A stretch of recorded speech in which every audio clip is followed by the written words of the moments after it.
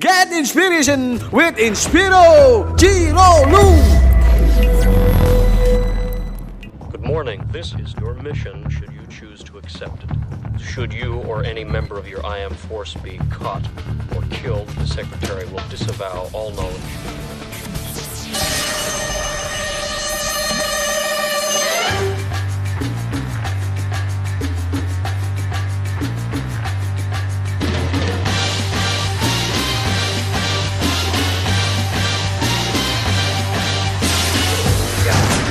Channel Inspiro.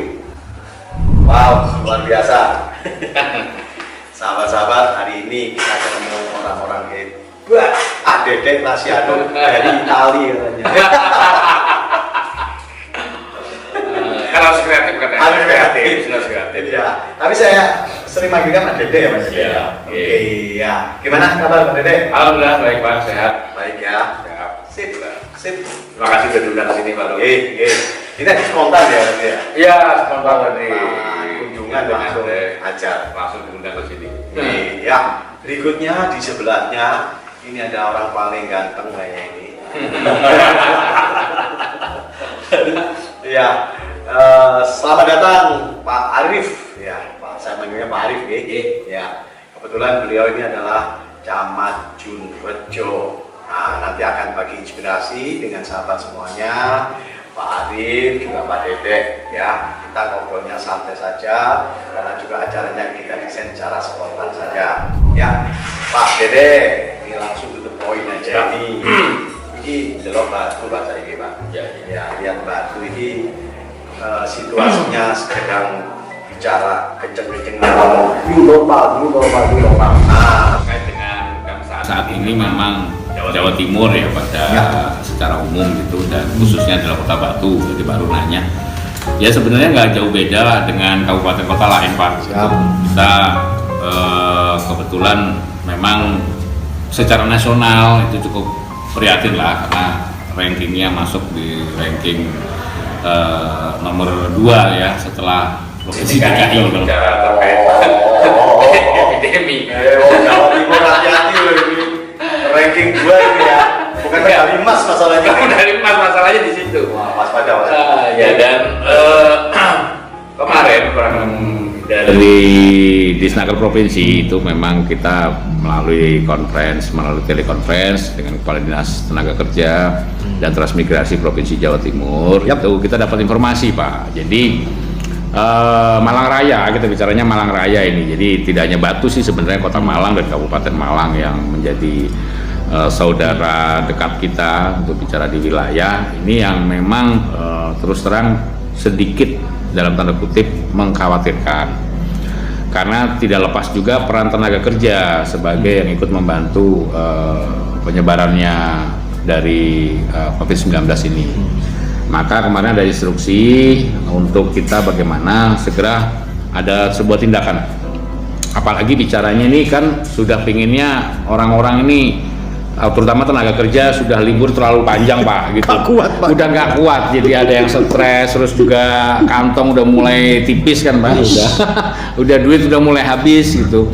Nah ini gimana kita ingin agar ada akselerasi intinya. Gitu. Kita membantu stakeholder yang lain juga, pemangku wilayah yang ada di Malang Raya ini juga bagaimana caranya agar ini segera berakhir lah gitu. Artinya masa transisi ini kita manfaatkan betul untuk kita mempersiapkan para pelaku usaha, terutama adalah perusahaan-perusahaan besar yang selama ini menjadi magnet kunjungan. Kalau bicara Kota Batu kan tentunya kunjungan wisata. Jadi kita bagaimana caranya untuk satu mengurangi penyebarannya.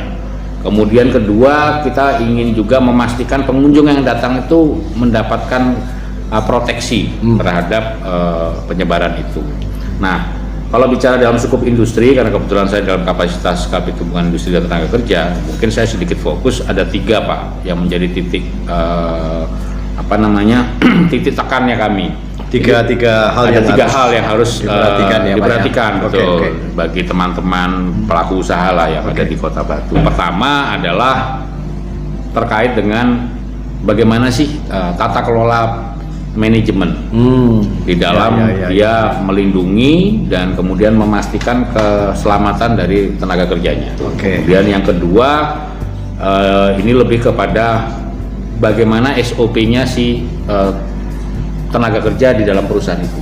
Internal dulu lah, internalnya dulu betul, internalnya dulu yang kita betulin gitu. Nah yang terakhir itu bicara lebih kepada tingkah laku, kebiasaan dan hal-hal yang mungkin selama ini belum pernah dilakukan oleh tenaga kerja. Jadi lebih kepada edukasi, Pak.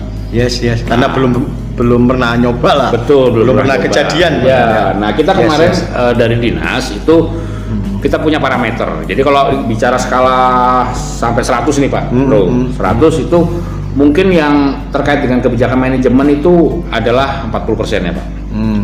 Kemudian 40%-nya lagi itu lebih bicara kepada bagaimana tenaga kerja ini memiliki SOP untuk memproteksi. Nah, sisanya itu perubahan perilaku. Kita biasa nggak pakai masker, tiba-tiba harus pakai masker. Kerja tiba-tiba nggak pakai APD, sekarang harus pakai APD, ribet. Nah, hal ini ya bagaimanapun juga kan dari sisi kenyamanan pekerja jelas ini mengurangi kenyamanan dia dalam bekerja. Karena memang hal seperti itu yang tapi bagaimanapun juga kan tetap itu dalam rangka untuk melindungi mereka gitu Pak. Jadi mungkin 3 hal itu Pak, gitu ya, kita ingin sampaikan gitu. Thank you Pak Dede, terima kasih 3 poin yang penting tadi ya. Jadi internal dulu ini yang sebelum ada orang lain masuk ini harus di SOP-nya dulu harus dijalankan dengan baik ini ya supaya tidak menjadi klaster baru di tempat tersebut. Nah sekarang yang menjadi pertanyaan di masyarakat nih piye ya opo penerapan new normal di masyarakat. Nah ini bersama saya ada Pak Camat ini karena saya dengar di daerah beliau khususnya di Pendem sudah menerapkan kampung tangguh. Monggo Pak Arif. Terima kasih seru. Yang kami perlu sampaikan untuk masalah kampung tangguh ada 2 program yang berjalan di 2 desa Pak. Tidak hanya di Kampung Tangguh aja, tapi di Torongrejo juga kita membuat shelter khusus petani sayur. Torongrejo itu yang masuk itu. Mungkin. Yang pertama untuk Kampung Tangguh. Ini Kampung Tangguh ini adalah dibentuk bekerjasama dengan Pemkot, kemudian Muspida, termasuk Kapolres Pak Dandim, termasuk Pak Dandem. Juga ada pendampingan dari Brawijaya. Ini dimaksudkan Kampung Tangguh ini adalah untuk melakukan edukasi kepada masyarakat sekaligus mitigasi. Gimana cara penanganan COVID di masyarakat dengan cara swadaya dan swakelola. Semua tenaga dan prasarana itu dari masyarakat sendiri. Oh mereka yang punya inisiatif semuanya. Gitu ya Pak. Kita lakukan pendampingan. Tapi kami dari pemerintah kecamatan maupun desa tidak lepas tangan. Kami berikan perhatian, mungkin sarana prasarana yang kurang, kemudian kita ambilkan pendanaannya dari APBD dan lain-lainnya. Jadi ada tim khusus gitu ya di daerah tersebut ya Pak. Kita buat Satgas di wilayah itu ada mulai dari kecamatan kita 24 jam, termasuk di desa juga ada Satgas COVID tingkat desa yang sama hampir 24 jam. Nah, khusus di Kampung Tangguh ini mengecilkan area untuk dalam penanganannya. Jadi masing-masing wilayah dusun atau lokal gitu ya. Di sana protokol kesehatan kita utamakan.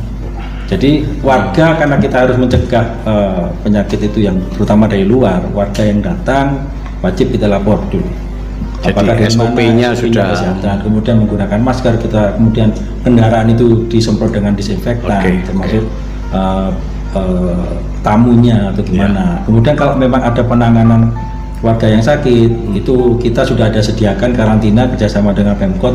Kita punya gedung karantina kerjasama dengan P4TK. Nah, kemudian juga kita ada lumbung pangan, Pak. Lumbung pangan. Lumbung pangan di situ kita masyarakat yang ingin partisipasi membantu warga yang terdampak secara ekonomi karena COVID ini secara kesehatan juga ada dampak, tapi secara ekonomi juga. Nganggur banyak. Pendapatan akhirnya tidak bisa melaksanakan kegiatan sehari-hari. Nah, di situ warga memberikan sembako sesuai dengan kemampuan, yang mengambil pun sesuai dengan kebutuhan. Khusus di Pendem itu juga ada lumbung pangan yang lengkap. Di situ ada sentra padi, kemudian lumbung sayurnya juga ada.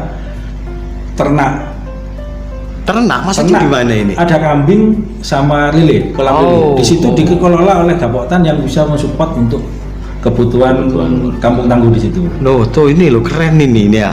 Ya di tengah kondisi kayak begini banyak pengangguran lah, jujur aja begitu ya. Karena banyak orang-orang yang dirumahkan, akhirnya mau nggak mau masyarakat ini harus hidup, bro. Nah, sebuah inisiatif yang luar biasa dari masyarakat, kemudian support tentu dari pemerintah, yang akhirnya ya insya Allah mereka bisa hidup. Nah, dan budaya berbaginya ini Pak ya, budaya berbaginya gitu ya. Dan lain-lainnya. Dari rakyat untuk rakyat. Saya juga sampaikan penanggulangan lagi untuk penjagaan yang pasca tahapan PSBB kemarin. Yes. Oh, setelah PSBB selesai ya. Kemudian ada klaster di Giripurno yang meningkat.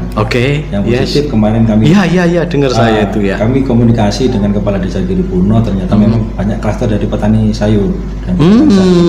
Kemudian karena masih ada klaster di Giripurno itu kedekatan dengan pedagang yang ada di Torongrejo. Kami lakukan pencegahan, kami inisiasi lagi dengan Muspika dan kepala desa beserta Gapoktan kumpul bersama gimana untuk mencegah biar apa yang terjadi di Giripurno tidak berimbas kepada Torongrejo karena karakternya hampir sama, petani dan pedagang sayur. Dusun Klerak itu dipergunakan untuk pedagang dan petani sayur yang punya aktivitas di pasar besar Batu, Mantung yang atau sebelah barat, mungkin yang ke Kediri lah. Itu beroperasi jam 7 pagi sampai jam 1 siang sesuai dengan kesepakatan teman-teman Gapoktan usahanya itu. Kemudian yang di Gunung Bukit itu digunakan untuk Gapoktan pedagang sayur yang beroperasi di pasar Karangploso, kemudian Belimbing, Gadang dan Surabaya. Nah, maksudnya dibangun shelter itu ketika setelah kita tidak melarang aktivitas untuk ekonomi mereka karena memang itu menjadi kewajiban dan kebutuhan, tapi setelah kembali dari luar wajib untuk masuk ke shelter dulu. Nah, di situ kita screening total protokol kesehatan, termasuk kendaraannya kita semprot disinfektan, termasuk di dalam kendaraan kita semprot bukan disinfektan tapi menggunakan spray yang memang khusus Masya Allah. Ini kan semata-mata untuk kebaikan semuanya, sehingga tujuannya memang jelas untuk ya jangan sampai terjadi pemaparan yang lebih banyak lagi kan gitu ya. Ya mungkin Pak Dede ini sekarang mau nggak mau suka nggak suka ini kan memang new normal harus dijalankan di Batu ya. Masyarakat sudah, pengusaha juga. Cuma saya dengar juga dari sekian ratus tadi kan baru 24 nih. Nah ini mungkin ada yang kena sanksi dan sebagainya. Ini mereka cemas dan takut. Himbauan Pak Dedek gimana ini teman-teman? Jadi gini untuk semua teman-teman. Pertama seperti pesan dari pemerintah pusat juga. Pertama jangan panik.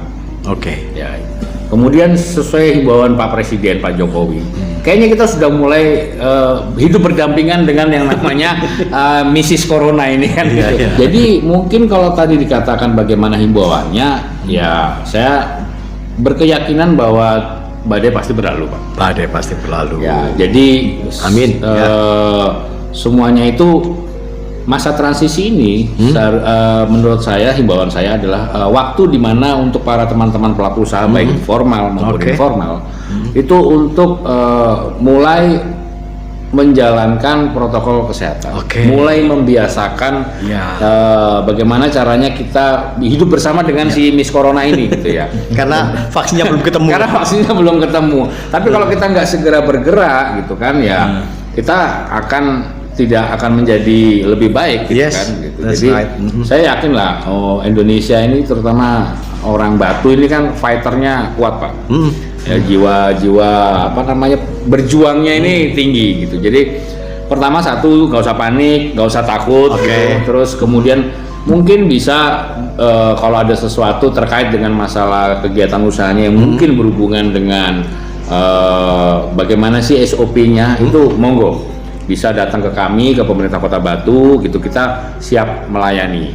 Apa-apa siap edukasi saja, ya Pak, siap memberikan edukasi gitu. Kalau memang pingin Pak kita kalau nggak dikunjungi karena banyak Pak yang ini Pak Dede kapan kita dikunjungi gitu kan. Nah itu nggak apa-apa, monggo, saya kalau memang dibutuhkan kami siap. Yes, itu sahabat-sahabat semua tahu sendiri Pak Dede udah sampaikan siap support pemerintah tentunya ya Kota Wisata Batu, pemerintahnya. Bagi yang mungkin masih cemas, ya opo ini gimana ini boleh nanti pemerintah dalam pengertian Pak Dede dan tim akan mengedukasi sahabat-sahabat semua. Ya, ini kan Kampung Tangguh Junrujo belum semua tentunya ya. Nah, ada ini mungkin gimana jadi role model, jadi contoh, terus yang lain-lain ini apakah juga harus segera melakukan hal yang sama atau gimana ini Pak? Ini Insya Allah khusus di kami di wilayah kami di Junrujo sudah ada kesepakatan bersama dengan kepala desa kan sudah mengumpulkan minimal satu desa ada 1 atau 2 kampung tangguhnya. Ya. Di Pendem juga sudah ada aktivitas untuk di Dusun Sekar Putih sama di Caru sudah ada persiapan, tinggal kemudian saya kemarin lihat project kembali di Torongrejo juga akan dilakukan. Tapi semua kampung tangguh itu semua elemen ikut jalan. Terlibat di dalamnya. Baik Limas, RT RW, Karang Taruna, terutama ibu PKK ini yang aktif. Mama ya. Ya, mama masak barang itu. Iya. Karena memang yang jadi titik beratnya adalah kebersamaannya itu untuk penanganannya. Jangan sampai kalau memang ada orang yang terdampak atau dalam tanda kutip dijauhi, akhirnya kalau dijauhi akhirnya jangan jadi stigma lah, jangan jadi stigma. Dan ini alhamdulillah juga kalau di Kampung Tangguh tidak hanya berhenti di situ, tapi kesiapan Kampung Tangguh juga sampai menurut saya kalau saya harapkan tadi tidak terjadi. Untuk pemakamannya juga kita disiapkan petugasnya, APD-nya sudah siap. Kita nanti semuanya. Oh keren. Jadi rukun kematiannya petugas penggali kubur itu juga kita didik juga. Oke. Terima kasih Pak Ari, Pak Dede ini ya. Mudah-mudahan masyarakat Junrejo dan terutama juga Batu gitu ya, segera membuat kampung tangguh yang tujuannya adalah tentu saja tidak bisa pemerintah sendiri. Nah, otomatis kembali ke masyarakat, kita buktikan bahwa kata Pak Dede kita berdampingan. Dalam pengertian berdampingan ya kita paham ilmunya bagaimana pemaparan ini supaya tidak terus justru berhenti. Badai pasti berlalu. Yes, thank you Pak Dede. Mudah-mudahan obrolan singkat ini Pak Arif memberikan manfaat ya kepada masyarakat Kota Batu. Ya, thank you sahabat-sahabat semuanya. Are you ready? Jos.